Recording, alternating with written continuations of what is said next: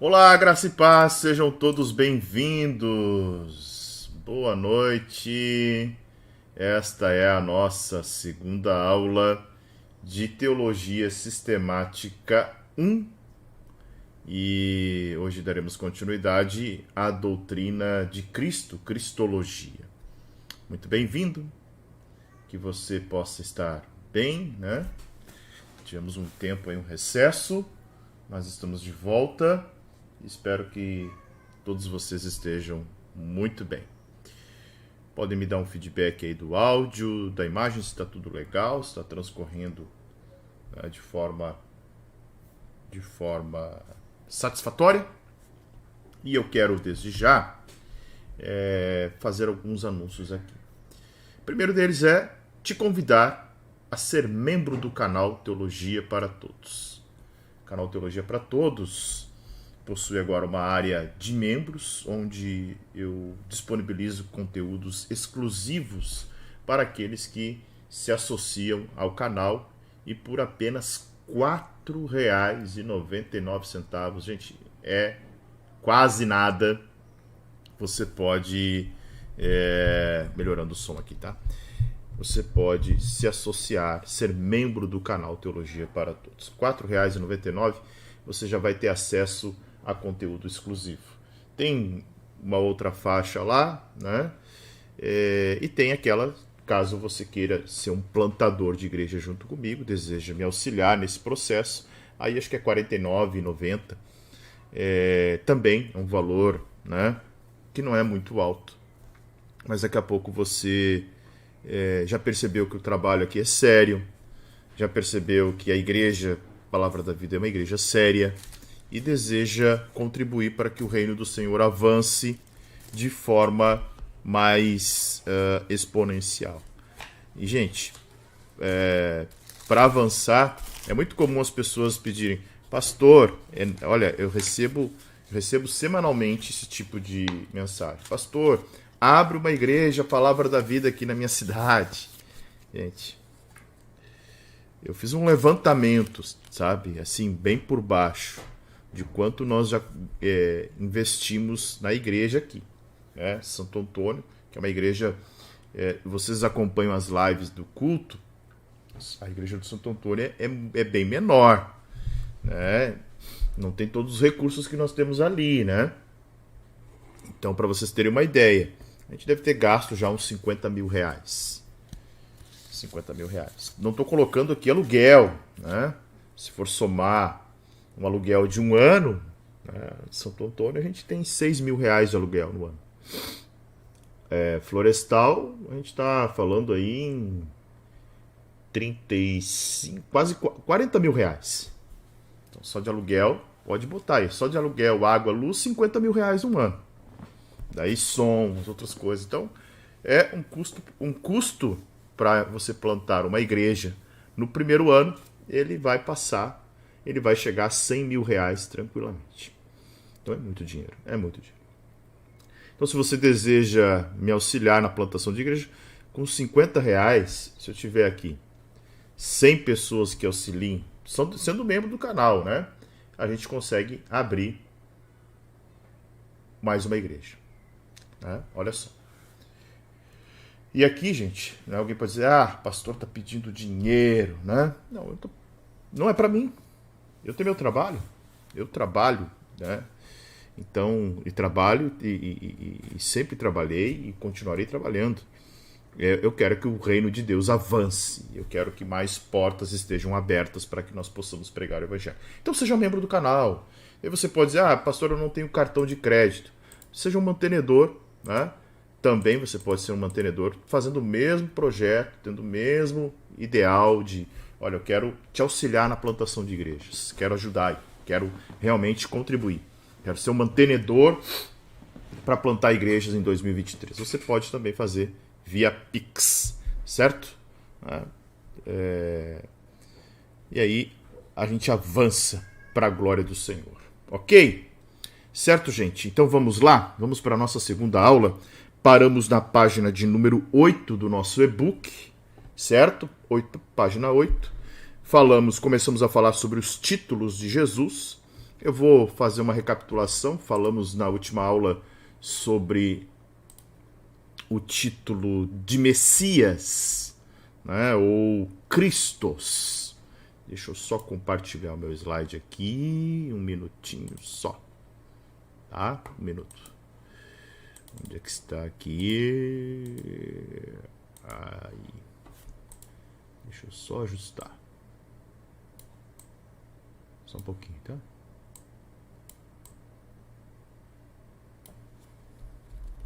Um minutinho.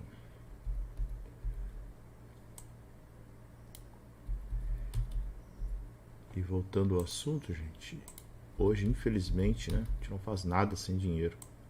E sozinho, sozinho a gente... Claro, tem a igreja que hoje já está praticamente mantendo as despesas, mas levou praticamente 2 anos, né? Levou quase 2 anos para que essa igreja no Florestal, que é a que eu pastorei diretamente, no Santo Antônio tem um outro pastor, levou 2 anos, exatos 2 anos. Domingo agora, dia do Natal, estaremos aí comemorando o nosso 2º ano, então, do ministério. Então, é árduo o trabalho.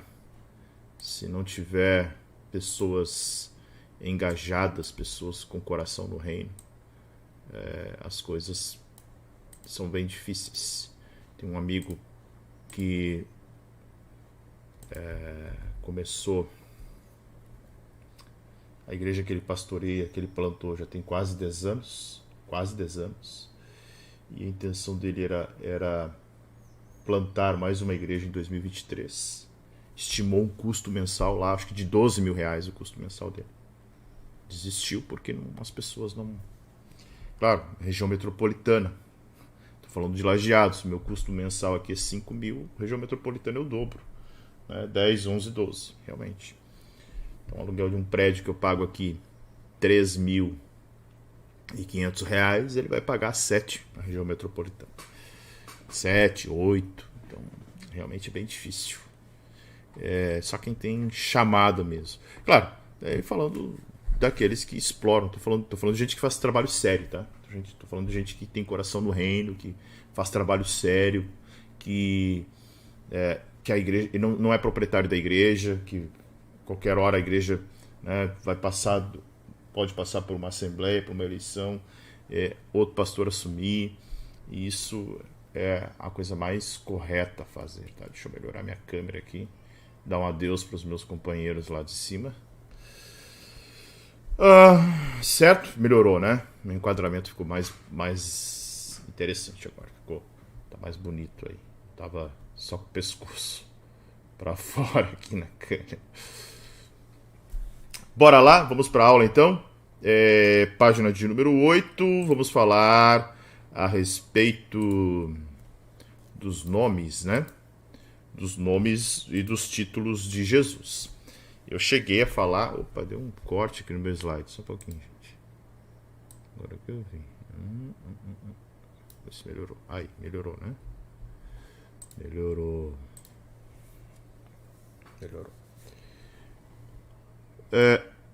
Eu cheguei a abordar na última aula Messias, né? Christos. Mas vamos lá, vamos repetir.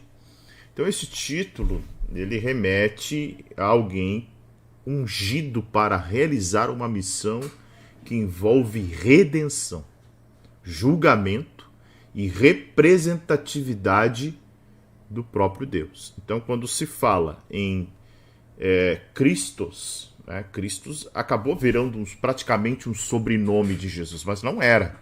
Era uma titulação, tá? Então não é um nome, né? Tanto que vocês verão nos textos do Novo Testamento um intercâmbio, né? De forma intercambiável, Cristo, Jesus, Jesus Cristo. Com frequência isso acontece no texto. Né? Uma hora chama de Cristo Jesus, outra hora é Jesus Cristo. Então, chamar Jesus de Cristo é chamar Jesus de Messias, ou ungido, né? Então, e aqui sempre referindo-se há uma expectativa escatológica, assim como a expectativa da própria redenção, né? De um reinado sem fim, ok? Então, por isso, o objetivo dos evangelhos sinóticos foi o de apresentar Jesus como o Mashiach, né? O Mashiach, ou o Messias, ou ungido, ou o nome propriamente dito, Christos. Então, por exemplo, o evangelho de Mateus é um evangelho que Mateus escreve justamente para os judeus. E ali nós vamos ver uma presença muito forte, né, a respeito da própria interpretação de Jesus como não só como Mashiach, o Messias, mas também como o rei, né? Então, o título e o conceito de Messias, historicamente falando, se não teologicamente, é o mais importante de todos os conceitos cristológicos, porque se tomou o modo central para designar a compreensão cristã da pessoa de Jesus. Quem é Jesus? O Cristo, ou seja, o ungido de Deus, o Redentor, o Messias prometido, ok? Então, essa é a ideia de Christos.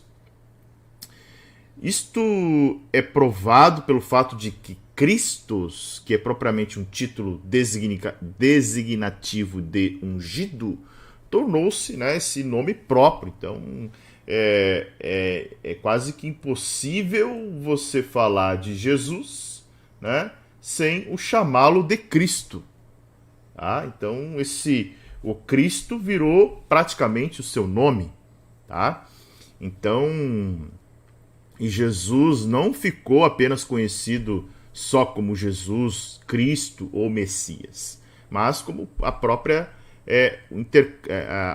a relação intercambiável dos nomes que os evangelistas e até Paulo vai usar, né? Jesus Cristo ou Cristo Jesus. Então, essa intercambiação das palavras indica que Jesus, como Cristo, né, ele tinha aí um tríplice ministério, que era o ofício profético, do seu sacerdócio e do seu reinado.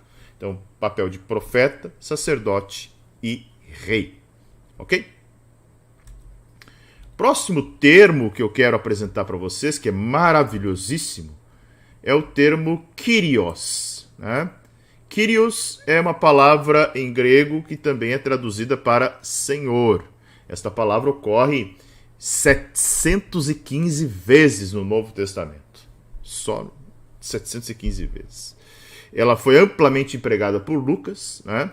Sendo que no Evangelho, essa palavra, só no Evangelho de Lucas, ela é utilizada 101 vezes, e em Atos 107 vezes. Já Paulo menciona 279 vezes, principalmente na Epístola aos Romanos, que ele cita Kyrios 44 vezes. O título Kyrios é uma designação mais frequente de Jesus no Novo Testamento, sendo então o centro da mensagem de Paulo, né? Jesus como Kyrios, o Senhor. Tá? Então, a gente precisa notar o seguinte, que o grego Kyrios é a tradução de 4 caracteres usados para representar o nome de Deus, né? O chamado tetragrama, o Yahvé, né? IHWH, ou Javé, indicando que Jesus é o próprio Deus no exercício do domínio de toda a criação.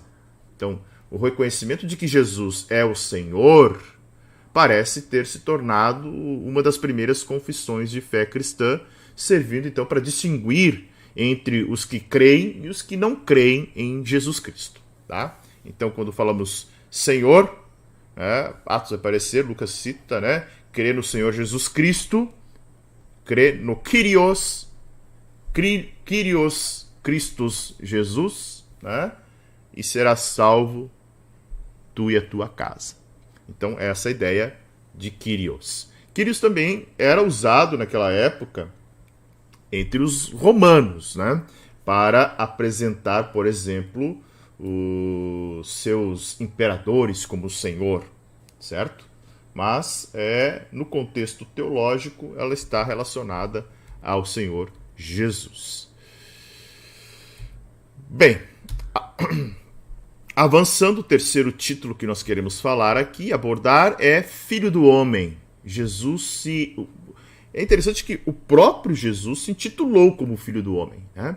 Lucas vai usar esse termo muito fortemente, tanto que o Evangelho de Lucas, se o Evangelho de Mateus, Jesus é o rei, Evangelho de Marcos, Jesus é o servo, no Evangelho de Lucas, Jesus é o Filho do Homem.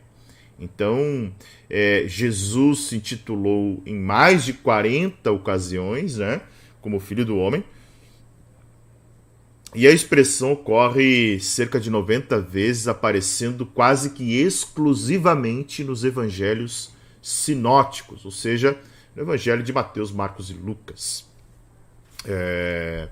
Devemos destacar que a expressão é atribuída por Jesus a si próprio, nunca pelos discípulos. O uso da expressão nos evangelhos sinóticos aplica-se a 3 situações da vida de Jesus. Primeiro, seu ministério terreno.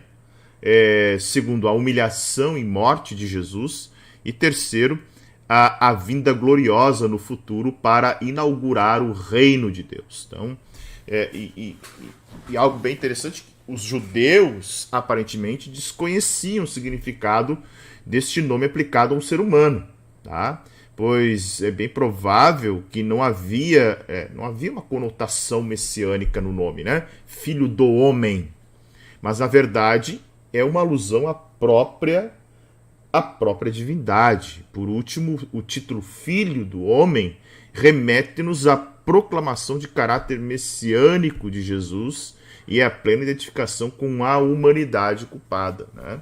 Então, essa é a ideia de Filho do Homem.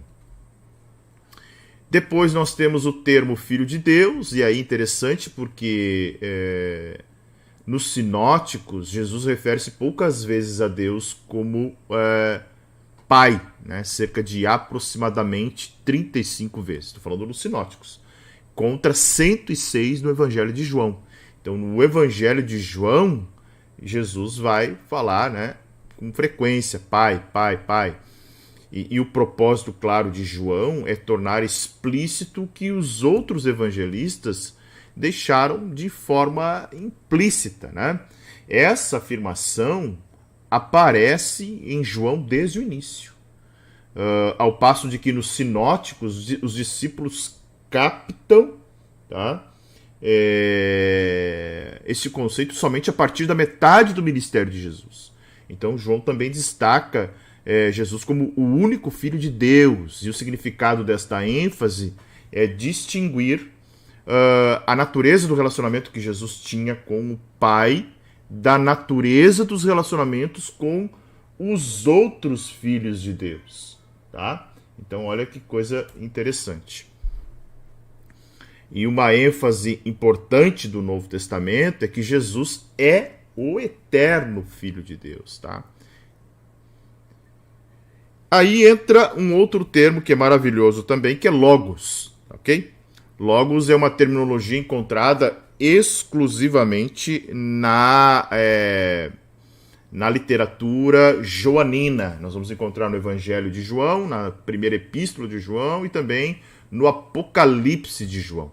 Tá? Então, logos é um termo que aparece com quase com exclusividade nos textos do apóstolo João. E aí a gente pode resumir os diversos significados empregados para a palavra logos. Tá? Em Heráclito, os logos é o princípio cósmico, eterno, que traz ordem ao universo. Né? Já os filósofos estoicos, este mesmo princípio cósmico permeia todas as coisas e provê o padrão de conduta para o homem racional. Para Filo de Alexandria, logos é a emanação divina que intermediou a criação do universo. Já à luz do Antigo Testamento, seria a palavra de Deus como poder criador e mantenedor de todas as coisas, assim como a sabedoria como personificação do poder de Deus, né? Se você me acompanha aí nas terças e sextas pela manhã, no Café com Palavra, quando a gente está falando aí sobre provérbios, a gente viu, né, que até o capítulo 8, 9, existe uma personificação da sabedoria do poder de Deus, que é o próprio Cristo, que é um conceito paralelo ao de Logos e a palavra de Deus, tá? Então este conceito também denota que o Logos é o agente criador, tá? Não a suprema fonte de criação, mas o agente por meio do qual Deus, que é a origem suprema, criou o mundo. Então João afirma que o Logos se fez carne, ou literalmente tabernaculou. Essa é a palavra que eu amo para João 1,14. Jesus armou um tabernáculo, né? O apóstolo enfatiza que o próprio Deus, na pessoa do Verbo, entrou na história humana. Não como uma espécie de fantasma, mas como um homem real, verdadeiro. Também é afirmado que o Logos é revelador de vida, da luz, da graça, da verdade, da glória e até mesmo do próprio Pai. Então, o Logos revela o próprio Pai, né? Além dos nomes divinos, existem também os atributos divinos, tá? Jesus é eterno, é autoexistente, é onisciente, é onipresente, é imutável, é onipotente, é sábio, é glorioso, é verdadeiro, é sem pecado. Então notem aí que são atributos que são atributos apenas da divindade. Então, quando a gente diz que Jesus é Deus, esses textos aqui referenciam justamente isso. Jesus é Deus, tá? E por ser Deus, existem obras exclusivas desse Deus. Então, por exemplo, ele é criador, ele é governador da criação, ele é o salvador que perdoa os pecados, ele é aquele que ressuscita mortos. Então, essa é a característica e as obras exclusivas do nosso Deus, certo? Deixa eu só mudar aqui meu slide e agora a gente avança um pouquinho. Eu quero ainda falar sobre agora a análise histórica comparativa, e aí na página de número, final da página de número 11 já, e a página número 12, nós já adentraremos na questão das heresias antigas a respeito do próprio Cristo. Tá? Slide na tela aí para você. Pois bem, bora lá. Então, vamos fazer primeiramente essa análise histórico comparativa, ok? Então, Jesus Cristo se encontra entre as figuras mais populares da história da humanidade, né? De toda a história, Jesus certamente é a mais popular, é a pessoa mais conhecida da história da humanidade, tá? Até as pessoas que contestam a fé cristã reconhecem Jesus como um profeta, como um líder religioso ou como um homem sábio e digno de respeito. Aqui cabe um parênteses, tá? Eu até vou levantar aqui, só deixa eu botar a capa, porque eu quero pegar um livro muito interessante. Já retorno.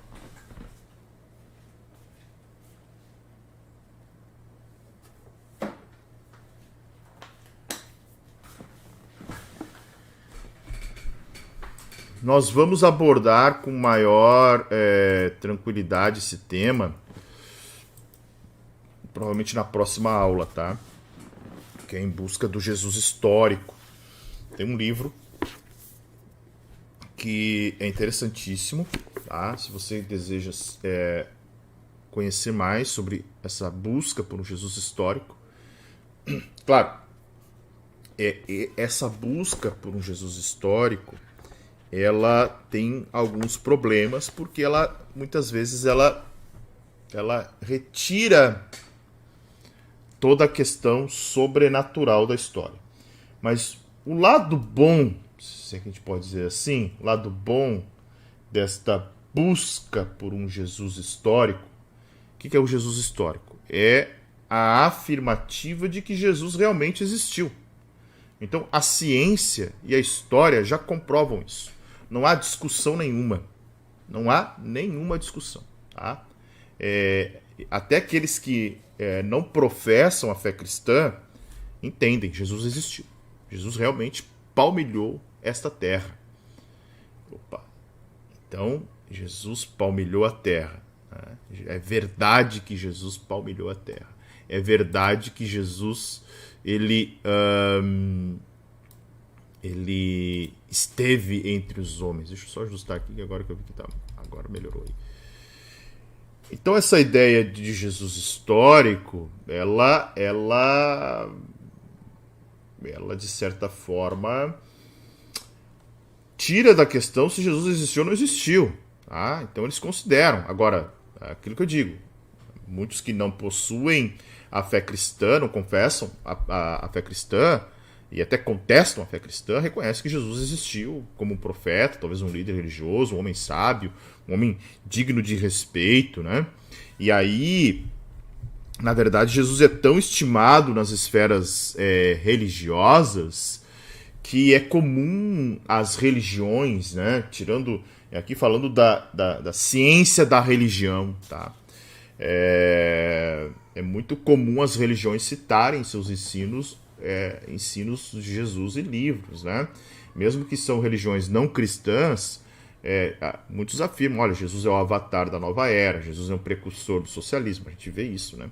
Muito comum aí partidos de esquerda que desconhecem totalmente do evangelho, eles querem afirmar, não, Jesus era socialista, olha como Jesus era socialista, olha como Jesus dividiu as coisas, né? Então tem um conceito totalmente equivocado, né? Ou ainda, por outro lado, um mestre da ética do liberalismo, ou ainda um grande místico. Então, de certa forma, Jesus é apresentado por diversas religiões. E embora existam, não é comum encontrar críticas acerca de seu caráter. O que é comum é a tentativa de se reinterpretar ou negar a divindade de Jesus. Olha só, isso é muito comum. E até igrejas cristãs, negam a divindade de Jesus, né? E esse negar a divindade de Jesus é muito problemático, porque negar a divindade de Jesus torná-lo-ia mais um elemento da criação, e ele não foi criado, né? Certo, gente? E aí a gente precisa se debruçar sobre heresias antigas, que muitas vezes elas são antigas porque elas já existiam, mas elas retornam com frequência. Tá? Aquela história de que, como diz Salomão, não há nada de novo debaixo do sol, é verdade. As heresias se repetem, ganham novas roupagens, ganham novos termos, mas na sua essência elas acabam sendo a mesma coisa. Então, não diferente da era que nós vivemos, da época em que nós vivemos, nos primeiros 5 séculos, os pais da igreja lutaram para entender quem era Jesus Cristo como revelado nas Escrituras. Ele é Deus? Ele é humano de fato? Como Jesus pode ser tanto humano como Deus? Como essas duas naturezas se relacionam na pessoa de Cristo? Então, havia muitos questionamentos naquela época que já permeavam a cabeça dos pais da igreja.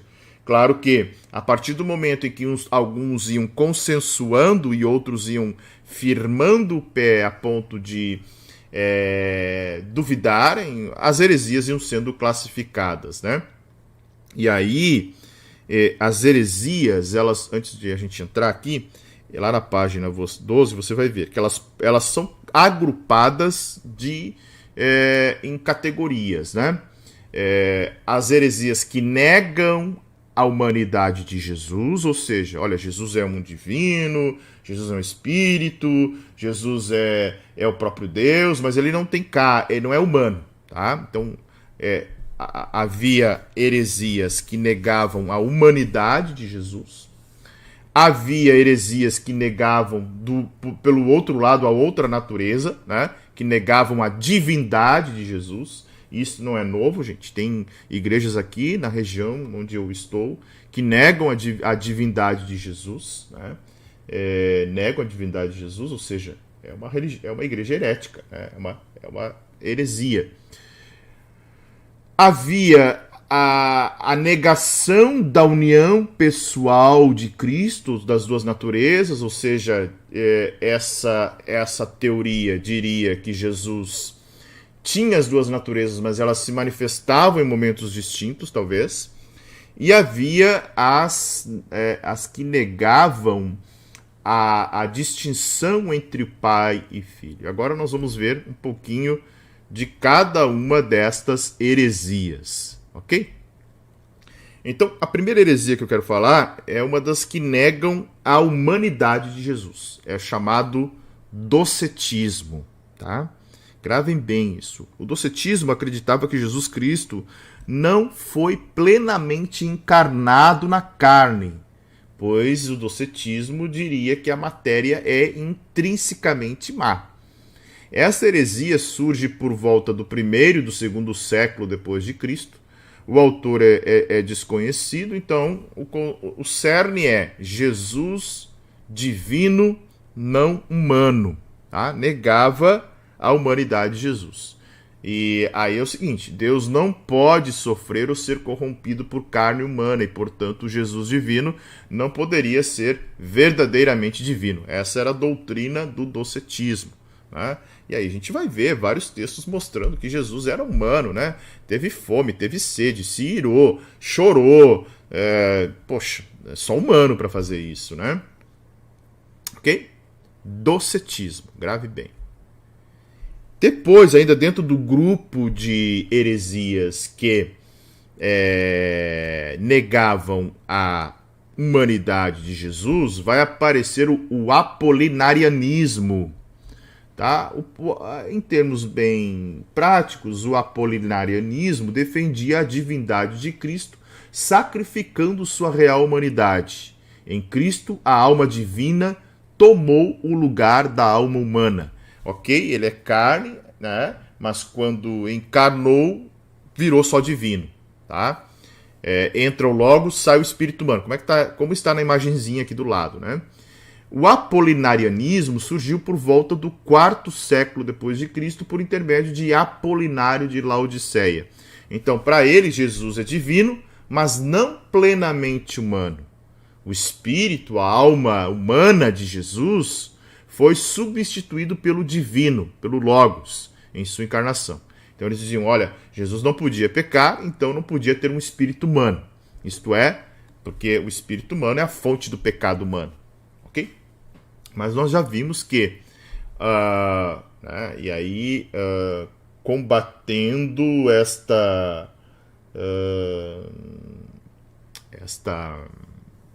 heresia, né? Refutando essa heresia, nós vimos que a concepção sobrenatural de Jesus é a base para que isso realmente, que o Senhor Jesus tenha o que nós chamamos de impecabilidade, ok? A próxima, ainda, né? Não trouxe aqui no slide, mas teria aí uma terceira doutrina que negaria a humanidade de Jesus, é o eutiquianismo, que pensava que a natureza divina de Cristo absorveu a natureza humana. É muito parecida com o apolinarianismo. Cristo teria apenas uma natureza após a união, a divina revestida de carne humana. Tá? Ok? Bom, depois entramos no segundo grupo, a negação da divindade. Tá? Ou seja, agora, se docetismo, apolinarianismo e eutiquianismo negavam a humanidade de Jesus, agora nós temos aqueles que negam a divindade de Jesus. Ok? Então, no ebionismo, Jesus é plenamente humano, não divino. Tá? Essa heresia promovia a ideia de que Jesus era um profeta extraordinário que se identificava com os pobres, mas não era Deus. Sendo filho, no ebionismo se identificava até que ele era filho de Maria. Né? Então, provavelmente não se sabe bem, mas o nome que dá origem pode ser de um homem chamado Ebion, surge logo no 1º século depois de Cristo. Para o ebionismo, Jesus era um ser humano normal, que nasceu naturalmente, ou seja, sem uma concepção extraordinária, sem uma concepção sobrenatural. Então o ebionismo já descartava o texto de Lucas, né, sobre o nascimento, sobre a conversa do anjo com Maria. Olha, descerá sobre ti o Espírito Santo, a sombra do Altíssimo te cobrirá. Então, para o ebionismo, não houve o nascimento virginal de Cristo. Isto é, ele não era divino, mas foi capacitado pelo Espírito de Deus. A ideia do ebionismo, a doutrina há apenas um Deus que é distinto de seu Messias escolhido. Então é como se Deus tivesse escolhido um homem, um bom profeta, para representá-lo, algo mais ou menos assim, né? Depois, ainda negando a divindade de Jesus, nós temos o adocionismo. Tá? O adocionismo, ele vai dizer o seguinte, era uma heresia que entendia que Jesus era um homem tão submisso ao Pai que o Pai o adotou com o seu Cristo e Salvador dos homens.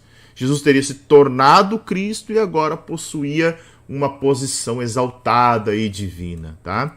Então, aí você já vê, adocionismo vem de adoção, né, de adotar. Então a ideia é de que Jesus foi adotado, né? Ou seja, que Jesus era um profeta, alguém que era muito íntimo de Deus, que era muito submisso a Deus e se tornou então o Messias do Senhor. Então a ideia do adocionismo Jesus é humano, mas não eternamente divino, ele tornou-se divino. Jesus nasce humano, a ideia do adocionismo, muito parecida com o ebionismo. Jesus, então, foi unido com o Espírito de Deus em seu batismo e adotado ao ser de Deus em sua ressurreição. Tá? Por isso vem o nome adocionismo.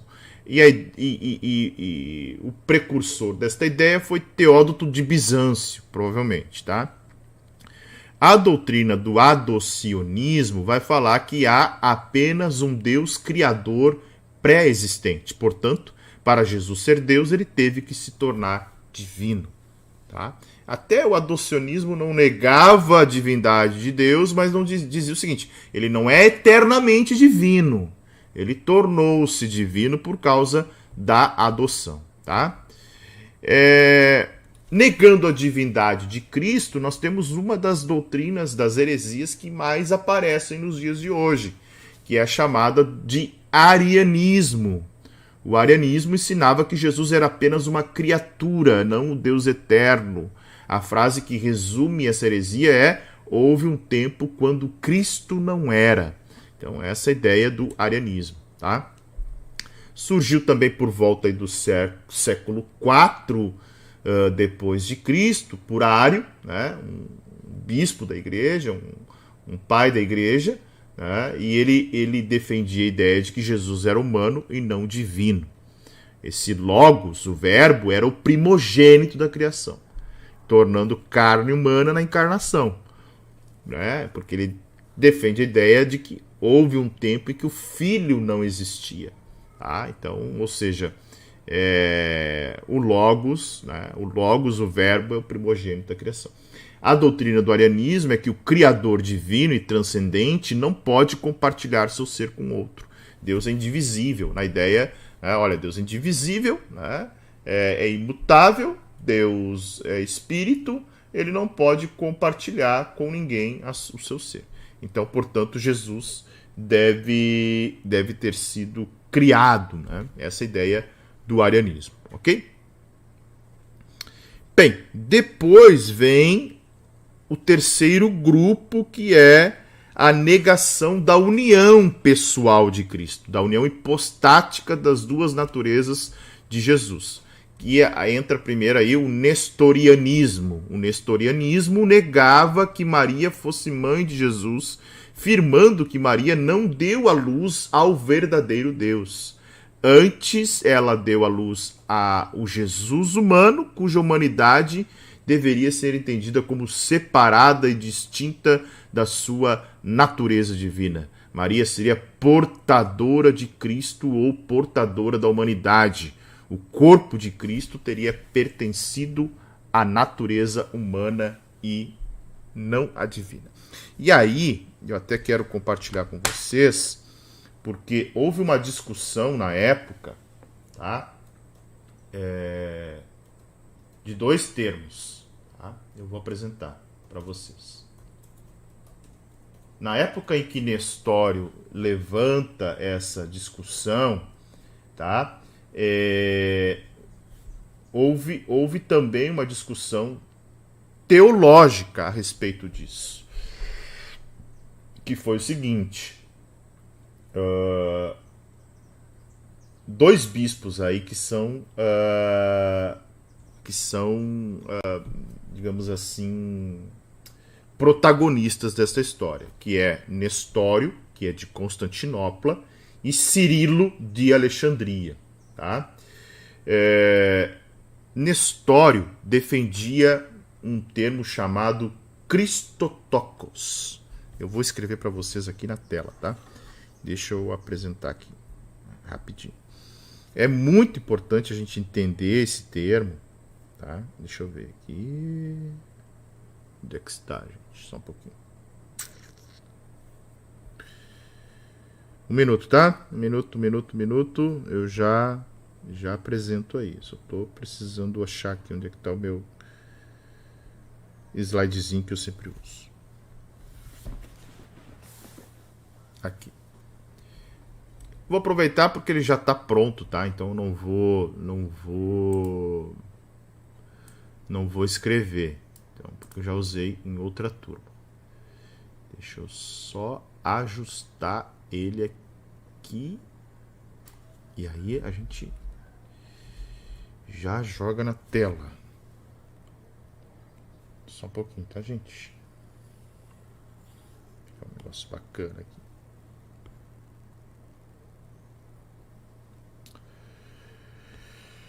Um minutinho.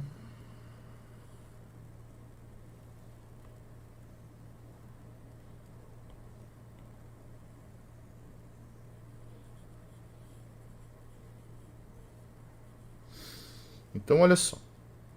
Qual é a discussão que nós estamos aqui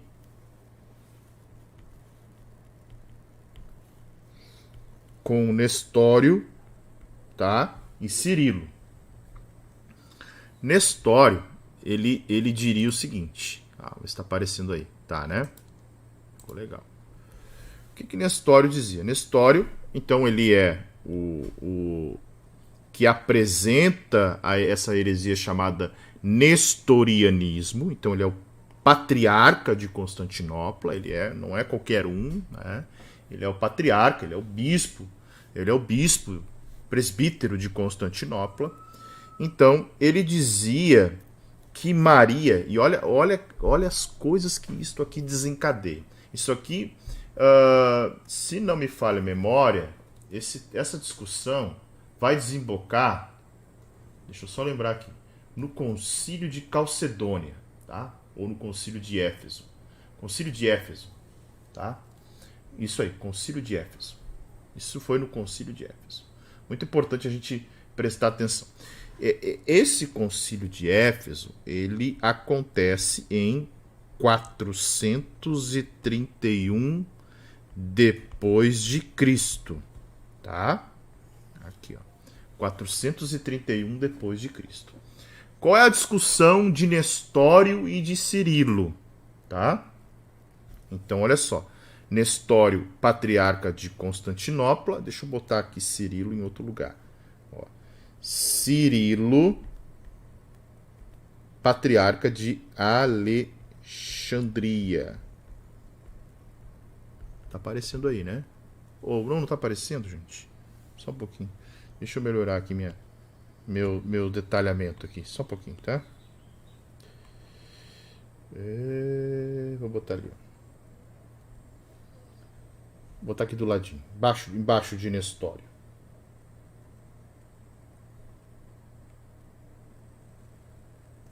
Ó. Cirilo, Alexandria, tá? Cirilo Alexandria, Nestório Constantinopla. O que cada um estava discutindo aqui, né? Vamos pegar as duas palavrinhas. A discussão de Nestório e de Cirilo era Maria, tá? Maria é Theotokos ou Christotokos? Tá? Maria é Theotokos ou Christotokos? A palavra tokos, tá? Que eu vou sublinhar aqui em azul, ou não, vou pegar uma outra corzinha aqui, a palavra tokos. A palavra tokos, tanto em Christotokos quanto em Theotokos, ela significa mãe, tá? A palavra Theotokos significa mãe, ok? Theos é Deus, você já sabe. Cristo é Cristo, você já sabe. Então, a discussão toda de Nestório e Cirilo era: Maria é mãe de Deus ou mãe de Cristo? Na ideia de Nestório, quando ele dizia que Maria era a portadora do Cristo e não a portadora de Deus, ele estava dizendo, olha, Maria gerou um humano normal, né? Maria gerou alguém que não possui a divindade. Ela é portadora do Cristo. Ela é portadora do Messias. Sim, Jesus é o Messias, é o Cristo. Mas Maria é mãe de Cristo. Tá? Cirilo, Nestório está dizendo que Maria é mãe de Cristo. Tá? Então, mãe de Cristo, Christotokos. Tá? Então, Nestório apoiava esta ideia, que Maria é mãe do Cristo, Christotokos. Aí o concílio de Éfeso concluiu, por intermédio de Cirilo, que os ensinamentos de Nestório eram errôneos e decretou que Jesus era uma só pessoa e não duas, né? Mesmo que ele possuísse uma natureza humana e uma natureza divina. Então, o concílio de Éfeso concluiu que Maria... O concílio de Éfeso resolve um problema e gera outro. Eu vou explicar por quê. Porque nesse concílio se definiu... Não, olha, o conceito de Nestório é equivocado, gente. Tá? O conceito de Nestório é totalmente equivocado. Não é Christotokos. Maria não foi portadora do Messias. Maria foi a portadora de Deus, né? O conceito de Cirilo, ou seja, Theotokos. Beleza, o concílio entende isso, o concílio define as duas naturezas e aí determina o que nós chamamos da união hipostática das duas naturezas de Jesus, ou seja, Jesus era 100% humano, 100% divino. Ok? Todo mundo concorda com isso, quem não concorda é herético. Bem assim, tá? Todo mundo, quem não concorda, tá no grupo do Nestório. Só que aí gera um outro problema, gente, tá? Gera esse problema aqui, ó. Quando eles dizem que Maria é Theotokos, e a igreja aqui já estava numa escalada complicada de heresias, o concílio diz o seguinte: olha, Maria é mãe de Deus. Maria é mãe de Deus. Esse termo Maria, mãe de Deus, vai lá na frente desembocar na chamada Mariologia. Ou alguns gostam de definir como Mariolatria, né? Mas vamos ficar com Mariologia. A doutrina de Maria dizendo que Maria é mãe de Deus. Se Maria é mãe de Deus, Maria é Deus. Maria tem o mesmo nível de Deus, né? Maria se torna intercessora, Maria se torna tudo isso que a igreja, de certa forma, vacilou aí, tá? Então, notem que o concílio de Éfeso resolve uma heresia e abre a porta para outra. né? Maria é mãe de Deus, sim, Theotokos, mas ela continua sendo apenas Maria, uma serva que Deus escolheu, né? Então, percebam, né, a importância da gente entender algumas coisas dentro da história da igreja. Por isso que a história ela é fundamental para que a gente compreenda tudo o que vem acontecendo. Certo? Depois aí, espero que vocês tenham entendido, né? Acho que entenderam, tá bem legal, assim, bem explicadinho, né? Gosto muito de fazer isso para deixar bem claro. Depois a gente entra num outro grupo, que é o quarto grupo de heresias. Então nós falamos do primeiro que negava a humanidade, do segundo que negava a divindade, do terceiro que negava a união das unidades, das pessoas, a união de Cristo ali, né, da natureza humana e da natureza divina. Agora existe um quarto grupo que é a negação da distinção entre o Pai e o Filho. E aí eu trago aqui o que nós chamamos de modalismo. Ela surge no século II depois de Cristo. O modalismo entendia que Deus apresentou-se em três modos, mas que ele não existe eternamente como três pessoas. É muito parecido com o que os unicistas, né? Por exemplo, a banda Voz da Verdade, né? Ela acaba sendo uma certa forma acaba sendo uma seita herética, né? Por quê? Porque eles creem nesta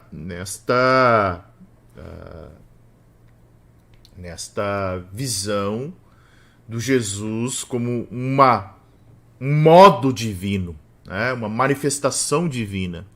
Então os unicistas dizem que os trinitarianistas, aqueles que acreditam na Trindade, e aí tem um livro que a editora Vida Nova lançou agora há pouco, eu não tenho ele, mas quero comprar, é lançamento, mas eu quero indicar um, se eu conseguir, sem derrubar a pilha de livro que está aqui do meu lado, quero indicar um a respeito da Trindade, que é só um pouquinho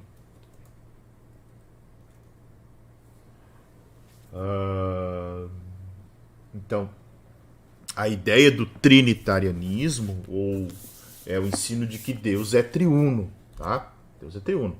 Eu quero indicar para vocês, eu vou fazer uma imersão em 2023 deste assunto, tá? Creio, né? No Pai, no Filho e no Espírito Santo. Vai ser aqui na igreja. Até eu falei que eu ia abrir para vocês, né? Provavelmente aí janeiro, fevereiro já comece a apresentar algumas informações a respeito do trinitarianismo, da doutrina da Trindade aí dessa imersão que nós vamos fazer, tá? Então, já o modalismo, o modalismo surge no século II depois de Cristo, o autor é desconhecido. Então, vai dizer que Jesus é um modo divino, né? Não um ser humano. Então, eles dizem que o Pai, o Filho e o Espírito Santo não são três pessoas distintas, mas são três modos ou aspectos do único Deus. Então, a doutrina há apenas um Deus. Deus não pode ser três pessoas em aparência. Não de fato, né? Então, hora ele se manifesta como Pai, hora ele se manifesta como Filho, hora ele se manifesta como Espírito. A gente vai ver que não é assim, né? Tá muito claro que não é isso que acontece dentro do enredo bíblico. Uma outra doutrina é o sabelianismo, que cria na noção de que só existe uma pessoa divina. Deus Pai, que se manifesta também nas três formas, Pai, Filho e Espírito Santo. Muito parecido, né? Muito parecido com o modalismo, tá? O Credo de Calcedônia, que é um concílio que vai acontecer 20 anos depois do concílio de Éfeso, o concílio de Éfeso acontece 431 depois de Cristo. O concílio de Calcedônia vai acontecer em 451 depois de Cristo. O concílio de Calcedônia valida então aquilo que foi discutido lá no concílio de Éfeso das duas naturezas de Jesus. E eles desenvolvem o chamado Credo de Calcedônia. O que diz o Credo de Calcedônia?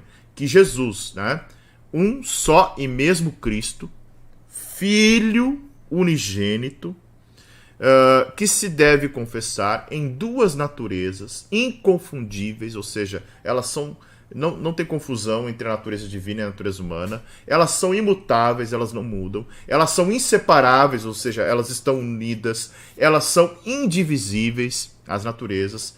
A distinção das naturezas, de modo algum, é anulada pela união, ou seja, a união hipostática das naturezas de Jesus não anula a característica uma da outra, ou seja, Cristo era Deus dentro de um corpo humano que ele tinha, ele encarnou, então ele continuava tendo os atributos divinos, mas Paulo vai dizer, e aí tem uma palavrinha maravilhosa em grego chamada kenosis, deixa eu botar aqui no slidezinho do texto, deixa eu ver se tem alguma aqui.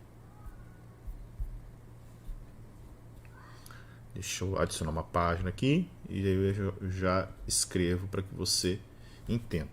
É o texto lá de Filipenses, capítulo 2, verso de número 7. Deixa eu só confirmar se é esse o texto, tá? Opa, não está na tela ainda. Um minuto. Aí, ó, agora sim. Filipenses. Deixa eu achar aqui, tá, gente? Filipenses... capítulo 2, verso de número 7. Vai dizer assim, ó. Pelo contrário, eu vou ler o contexto, tá? Filipenses 2, 5 em diante. Tenham entre vocês o mesmo modo de pensar de Cristo Jesus, que mesmo existindo na forma de Deus, não considerou ser igual a Deus, algo que deveria ser retido a qualquer custo. Verso 7. Pelo contrário, ele se esvaziou,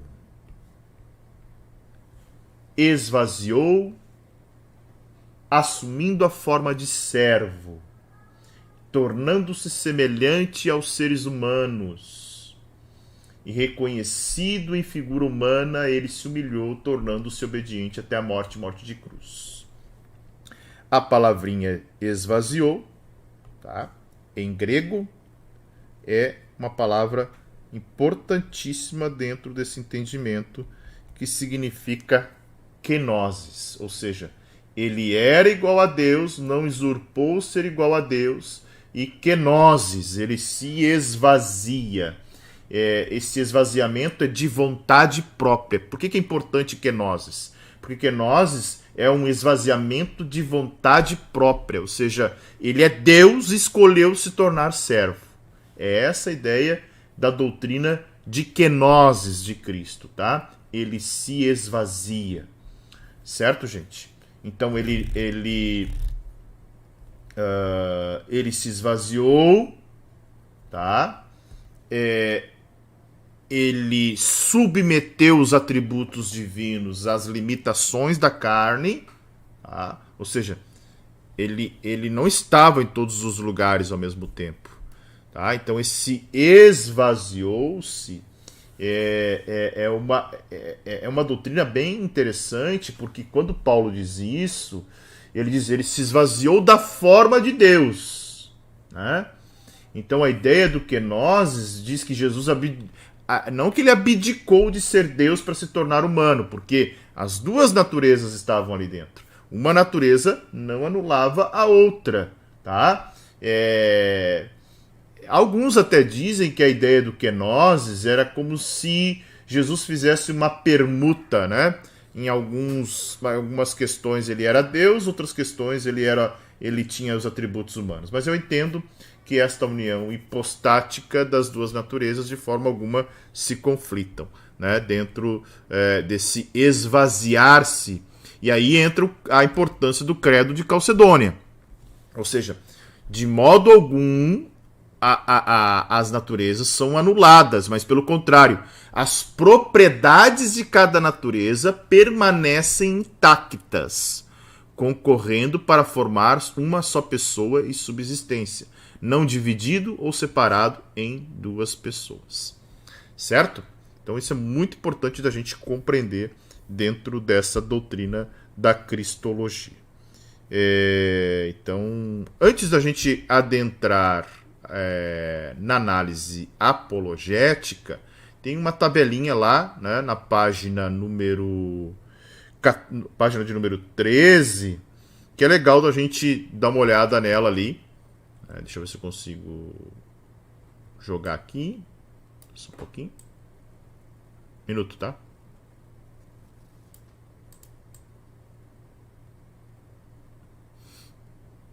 Deixa eu dar um print aqui, acho que fica mais fácil. Só um pouquinho, gente.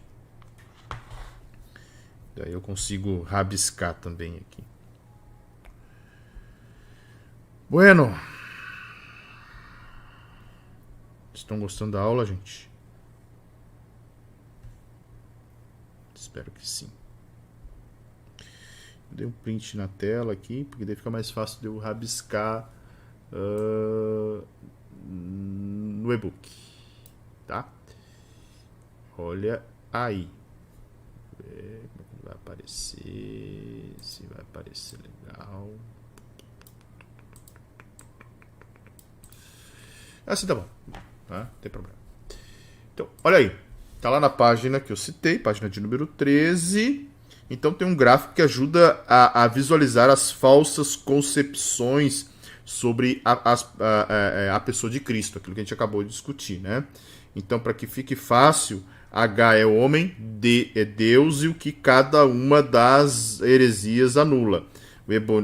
O ebionismo, né? Deus, anula Deus, o docetismo, o homem, o arianismo, Deus, o nestorianismo separa o homem do Deus, o eutiquianismo diz que uma hora é homem, outra hora é Deus, né? E o apolinarianismo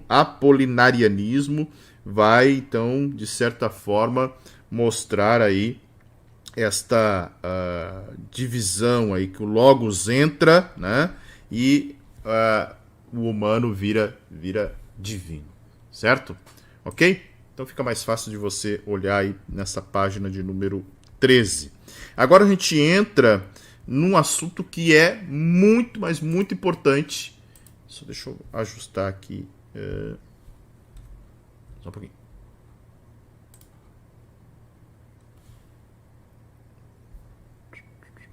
Minutinho aí, gente.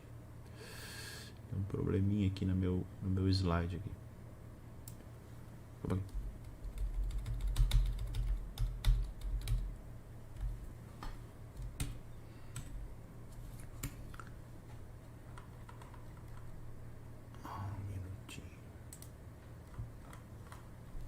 Bora lá, agora a gente vai adentrar na análise apologética. Página de número... Estamos na página de número 14, tá? Página de número 14. Aí, agora sim. Bora lá. Então, entre todas as doutrinas, a mais contestada é a doutrina da divindade de Cristo. E aí tem uma razão óbvia, né? Sem essa doutrina não existe a fé cristã nem salvação. As seitas e as diversas falsas religiões não podem ficar de pé se o ensino bíblico sobre Jesus for afirmado. Então, nesse bloco agora a gente trata de alguns ataques mais comuns a essa doutrina essencial que é a divindade de Cristo. Então, a análise apologética é a defesa, tá? Primeiro ponto, o nascimento virginal de Jesus. A doutrina do nascimento virginal é baseada em apenas duas referências bíblicas, Mateus 1, 18 a 25, Lucas 1, 26 a 38. Tem outras passagens, né, no Novo Testamento que alguns alegam sugerir ou pressupor o nascimento virginal, e existe a profecia de Isaías 7,14 que é citada por Mateus, tá? Mateus 1, 23, ok? E aí é interessante que deixa eu ver aqui. Desde a época, né? Desde a época de Jesus, a doutrina do nascimento virginal foi desafiada. Alguns judeus até responderam ao discurso de Jesus contra ele.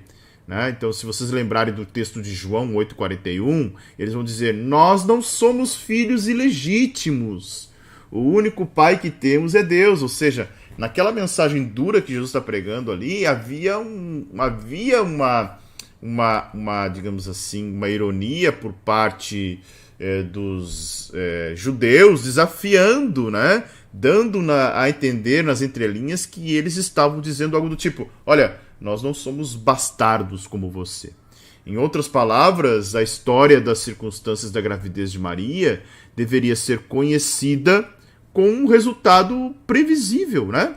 O que era o resultado previsível? O resultado previsível era que as virgens não ficam grávidas, né? Todo mundo já sabia.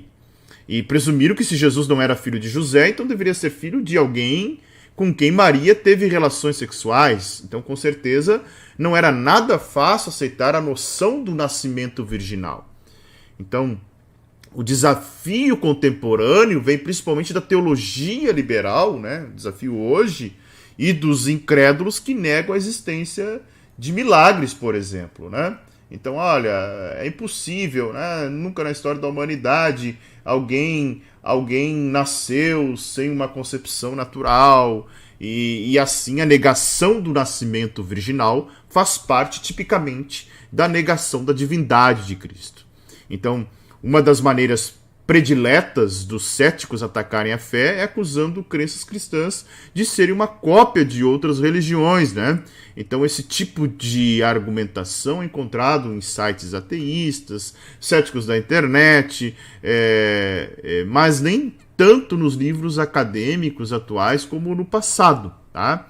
A razão também é óbvia. A maioria dos eruditos reconhece que a evidência não apoia tais acusações. A ideia de que os primeiros cristãos usaram as lendas e mitos das religiões pagãs é insustentável, porque as tradições pagãs, tipicamente, afirmam algum tipo de união sexual entre deuses e mulheres que dão à luz aos seus filhos que viram semideuses, né?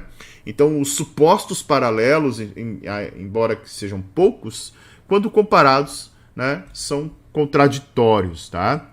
E aí o exemplo é o mitraísmo, tá?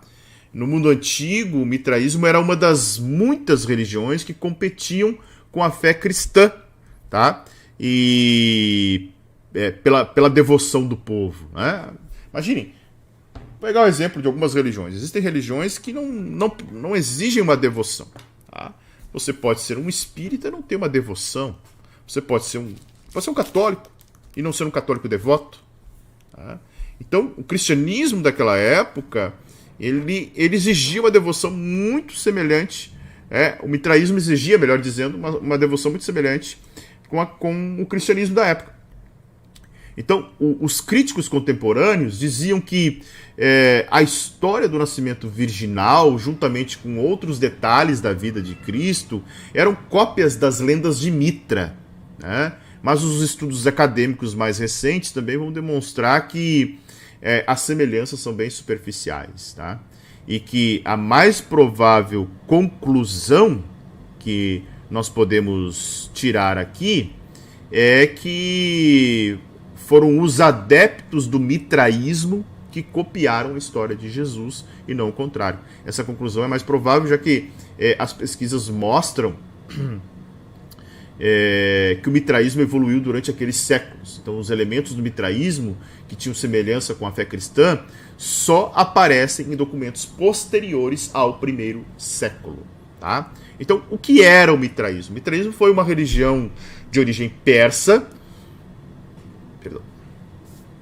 que surge no atual Irã, né, hoje Irã, tá? Logo após a conquista de Alexandre o Grande na Macedônia. Então, embora tenha surgido na antiga Pérsia, foi no Império Romano do Ocidente que mais se desenvolveu, principalmente entre os séculos I e o século IV. Então, os críticos aqui, né, defendiam essa ideia de que o nascimento virginal de Cristo tinha sido copiado. Ok? Bom, outro ponto importante nessa história toda é a integridade dos textos bíblicos, né? Ambas as referências, tanto a de Mateus quanto a de Lucas, especificamente Mateus 1, 20, 21 e Lucas 1, 34, são parte integrante da narrativa na qual elas acontecem. Elas não são inserções ou interpolações, né? Além disso, pode ser discutido que os dois relatos do nascimento de Jesus, embora claramente independentes um do outro, são semelhantes em tantos pontos, inclusive quanto à própria virgindade de Maria, que temos que então que concluir que nesses pontos ambos utilizam independentemente uma narrativa comum, mais antiga que qualquer um deles. Então, os textos que narram o nascimento virginal são poucos, mas as evidências favorecem uma tradição bem antiga na memória da igreja primitiva. Então, Lucas pesquisou as informações de seu evangelho na comunidade da igreja. É provável que ele mesmo tenha tido falado com Maria. Ele deixa claro isso nos primeiros 3 versículos, os primeiros 4 versículos do capítulo 1 do evangelho. Então, as informações vieram de fonte mais confiável possível. E não tinha motivo para negar o nascimento virginal, a não ser que haja um preconceito contra a possibilidade de milagres, né? Isto aí é mais uma questão filosófica. Então, para quem aceita a existência de Deus, crer no nascimento virginal se torna uma consequência lógica, tá? Então, muito importante isso. Ok? Ainda na página de número 16, vamos falar um pouquinho agora sobre uma outra doutrina que, de certa forma, vai também ser muito combatida, que é a impecabilidade de Cristo. Tá? E aí o seguinte, tá? Surge a pergunta: seria possível que Jesus pecasse? Pergunta: era possível que Jesus pecasse? Outra pergunta que surge: sua tentação, ela foi genuína ou somente uma farsa? Tá? São 2 perguntas muito importantes aí para que a gente comece a debater, né? Então, a gente pode resumir da seguinte forma os argumentos usados pelos defensores da pecabilidade de Jesus, tá? Então, eles dizem o seguinte: esses argumentos em tela aqui, os 7 argumentos, são os que defendem a pecabilidade, ou seja, olha, Jesus poderia pecar. O primeiro argumento, qual é? É de que, por ter uma natureza humana, que era verdadeira, Jesus era capaz de pecar. Tá? Segundo, por ter sido realmente tentado, a tentação foi algo real, como o homem é tentado, Jesus era capaz de pecar. Terceiro, a tentativa exige a predisposição ao pecado, ou seja, quem defende a pecabilidade de Cristo diz o seguinte: se ele foi tentado, logo ele poderia pecar, né? Se ele foi tentado, significa que ele tinha a capacidade de cair, né? Quarto, se Jesus foi realmente o segundo Adão, ele teria que ser capaz de pecar, porque o primeiro Adão era capaz de pecar. Quinto, a afirmação que Jesus mesmo expressa, ninguém é bom a não ser um que é Deus, sugere que Jesus seria capaz de pecar. Tá? Sexto, o batismo de Jesus, feito por João, sugere que Jesus era capaz de pecar, porque a ideia do batismo era para o arrependimento. Então, quem crê na pecabilidade de Jesus está dizendo o seguinte: olha, se Jesus teve a necessidade de se batizar, é porque realmente ele era poderia pecar, né? E sétimo, Hebreus 5, 7 e 8 sugere que Jesus não era sempre obediente, portanto, era capaz de pecar. Tá? Então, aí a gente precisa fazer o seguinte: alguns argumentos para a impecabilidade de Cristo, né? Vamos lá? O fato de Jesus Cristo ser Deus, possuindo o atributo de santidade, torna-o absolutamente impecável, pois o pecado sugere o fato de que sua natureza poderia ser alterada, o que o colocaria na mesma posição do ser como os seres humanos, uma criatura passível de mudança. Nesse caso, Deus deixaria de ser Deus. Tá? Outro ponto importante, o fato de Jesus Cristo ser Deus, possuindo atributo de onisciência, aponta também para sua impecabilidade, pois a onisciência o livra de pecar. Sabedor de todas as coisas, ele está livre do pecado. Outro ponto, o fato... A Esther está agitando lá. O fato de Jesus Cristo ser Deus, possuindo o atributo de santidade, torna-o absolutamente impecável.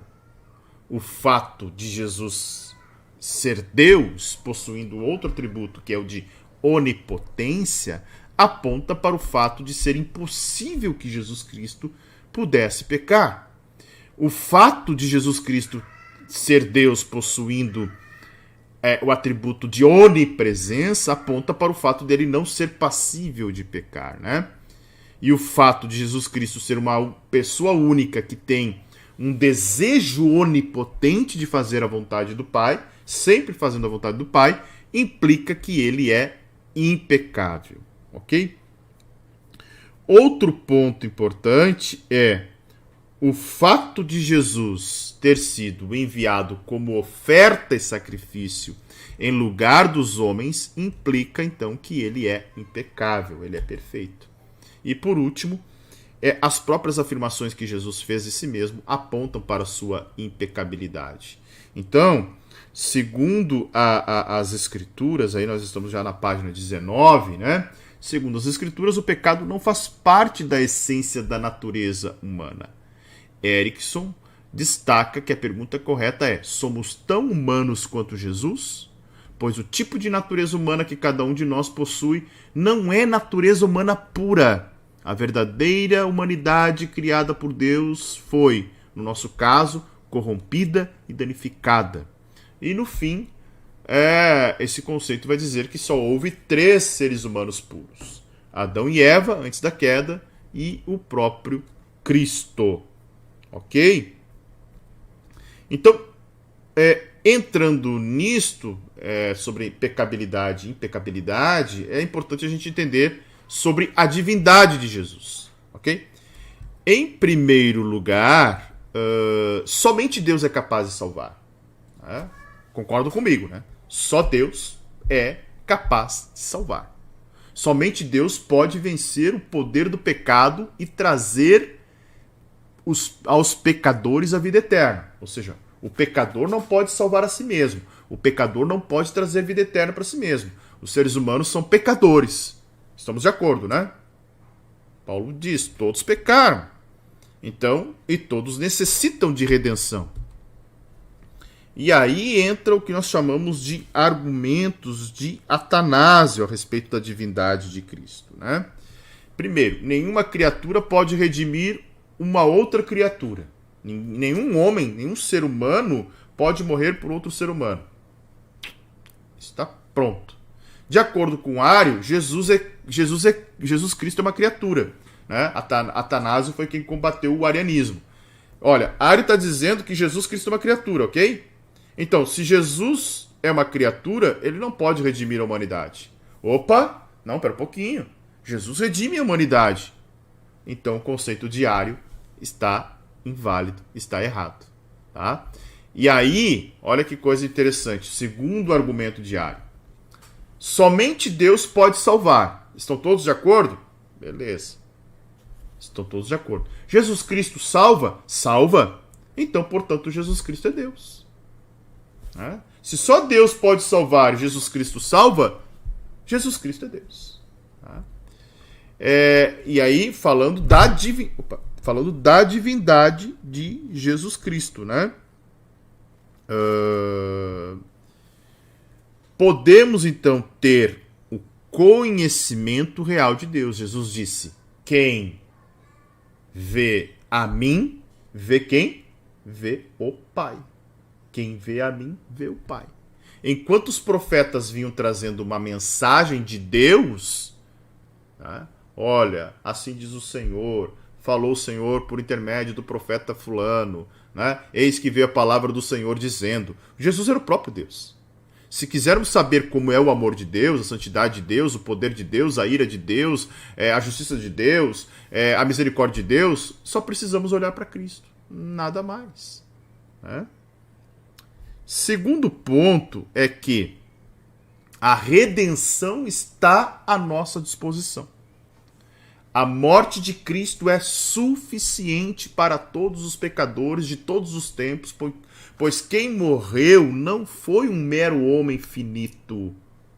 Quem morreu foi um Deus finito ali. Né?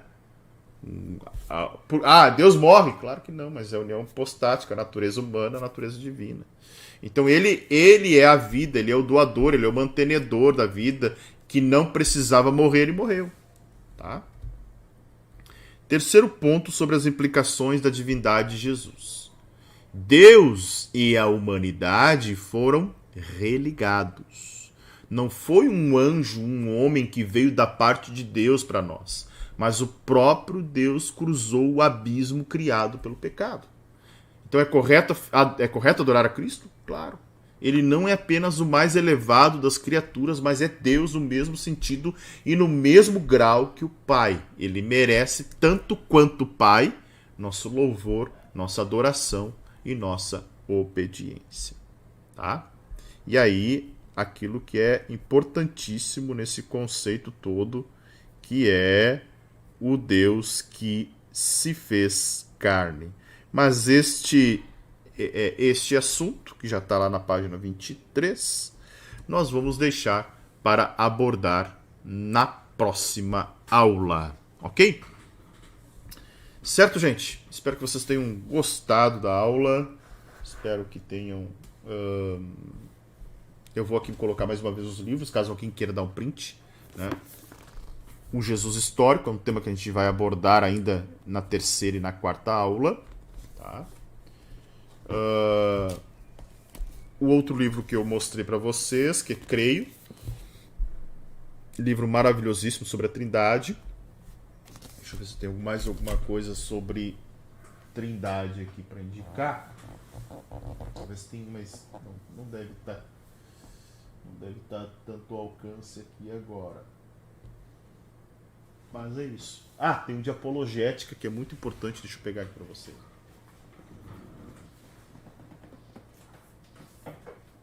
Esse livro aqui é fantástico, que é a história da apologética. Tá? Ele vai falar justamente, né? Primeira parte, os apologetas da patrística, Justino Mártir, Irineu de Lyon, Atenágoras de Atenas, Tertuliano de Cartago, conhecidíssimo, Orígenes, Atanásio de Alexandria, né, acabamos de falar de Atanásio, Agostinho de Hipona, e os seus embates contra as heresias que surgiu naquela época e eles já refutavam, né? E aqui entra, segunda parte, apologetas medievais, João Damasceno, Timóteo de Bagdá, Anselmo da Cantuária, Tomás de Aquino. Terceira parte, os apologetas do período moderno, Blaise Pascal, Jonathan Edwards, os apologetas do século XIX, como James Horst, Kierkegaard, né? Apologetas norte-americanos do século XX, Gordon Clark, Francis Schaeffer, né? Nomes fantásticos. Apologetas europeus, Taylor, Chesterton, C.S. Lewis, Bonhoeffer, e apologetas contemporâneos, Alvin Plantinga, Charles Taylor, William Craig, Alistair McGrath e Timothy Keller. Esse livro é maravilhoso também, se você quer aí refutar heresias, né, estudar, saber mais, é importantíssimo, certo? Não se esqueça, seja membro do canal, por apenas R$ 4,99 você pode se tornar membro do canal. Você pode também ser um mantenedor do canal Teologia para Todos pelo Pix. Deixa eu voltar aqui. Opa, o que houve aqui? Só um pouquinho. Aqui, errei. Tanto os mantenedores quanto os membros do canal, nós temos grupos específicos lá no Telegram para esses dois. E 2023 vai vir muita novidade para esse grupo. E aí, se você deseja, né, não tem como ser membro do canal, porque membro do canal tem que comprar o crédito na Google Play, ou tem que botar o cartão, pode fazer por Pix também. Mas o membro do canal, se for possível. E aí, como membro do canal, né, eu te convido, tem ali o que eu falei anteriormente, discípulo, a faixa discípulo é R$4,99, a faixa teólogo é R$19,99 e a faixa plantador de igreja, aí se você deseja, né, ser um plantador de igreja juntamente comigo, auxiliar na plantação da igreja, como eu disse no início da nossa aula de hoje, ficarei muito grato e a obra do Senhor vai avançar com toda seriedade, sim, porque o trabalho aqui é sério, é transparente, né, e é tudo para a glória e para a honra do nosso Senhor Jesus Cristo. Certo, gente? Que Deus abençoe vocês. Até a próxima aula, se Ele assim permitir. E se vocês tiverem alguma dúvida, podem, né, colocar lá no canal do Telegram, junto do link da aula que eu disponibilizei aqui logo no início. Certo? Deus abençoe a todos e até a próxima semana, se o Senhor assim permitir.